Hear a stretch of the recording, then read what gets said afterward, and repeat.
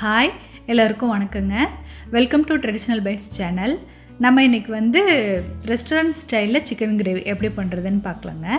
இந்த gravy puri, chapati, parotta, white ரைஸ்க்கெல்லாம் ரொம்ப சூப்பராக இருக்குங்க. இப்போ வாங்க நம்ம எப்படி பண்ணுறதுன்னு பார்க்கலாம். நான் ஒரு 2 பெரிய வெங்காயம், 100 கிராம் சின்ன வெங்காயம், ஒரு 4 தக்காளி எடுத்து சின்னதாக கட் பண்ணி எடுத்து வச்சுருக்குறேங்க. அதுக்கப்புறமா 1 ஸ்பூன் அளவு மிளகாய்த்தூள், 1.5 ஸ்பூன் அளவு மல்லித்தூள், 1.5 ஸ்பூன் அளவு இஞ்சி பூண்டு விழுது எடுத்து வச்சுருக்குறேங்க. அப்புறம் வாசத்துக்கு ஒரு 3 பச்சை மிளகா, கொஞ்சமாக கருவேப்பிலையும் எடுத்து வச்சுருக்குறேங்க. இந்த கிரேவிக்கு ஒரு பவுடர் மசாலா அரைச்சிக்க போகிறேங்க. அதுக்கு 1 ஸ்பூன் மிளகு, 1 ஸ்பூன் சீரகம், 1/2 ஸ்பூன் சோம்பு, ஒரு 2 துண்டு பட்டை, ஒரு அன்னாசிப்பூ, ஒரு ஏலக்காய், ஒரு 4 கிராம்பு, இதையெல்லாம் ட்ரையாக வறுத்து பவுடராக அரைச்சி எடுத்துக்கலாங்க.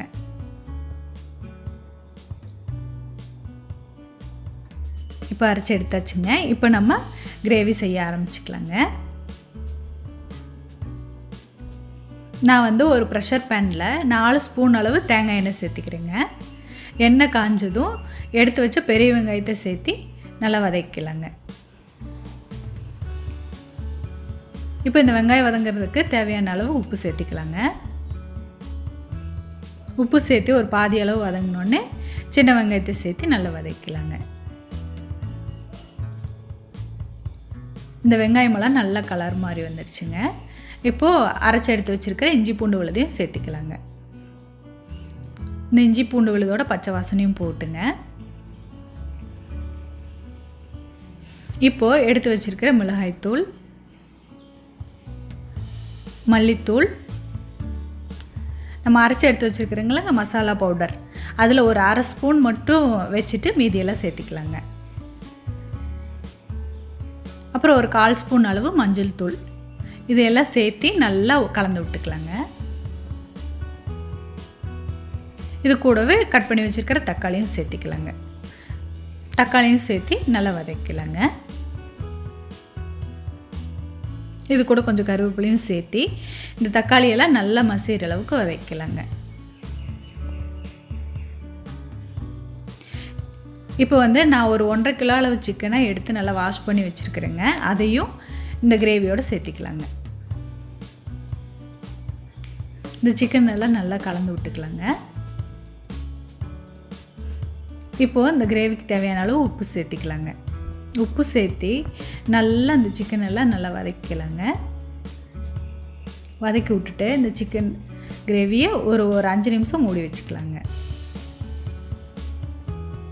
5 நிமிஷம் ஆயிடுச்சுங்க. இப்போ சிக்கனில் இருந்தெல்லாம் நல்லா தண்ணி வெளியில் வந்துருச்சுங்க. இப்போ மறுபடியும் இந்த கிரேவிக்கு தேவையான அளவு 1 டம்ளர் தண்ணி விட்டுக்கலாங்க. தண்ணி விட்டு நல்லா கலந்து விட்டுக்கலாங்க. இப்போ இதை மறுபடியும் ஒரு 10 நிமிஷம் மூடி வச்சு இந்த சிக்கன் வேகிற அளவுக்கு வேக வச்சுக்கலாங்க. இப்போ இந்த சிக்கன் எல்லாம் வெந்துருச்சுங்க.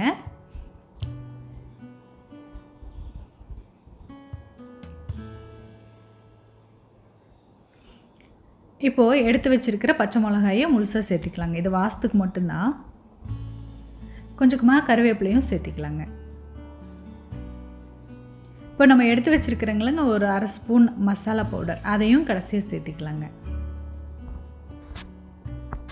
சேர்த்து ஒரு 1 நிமிஷம் கலந்து விட்டு வேக வச்சுக்கலாங்க.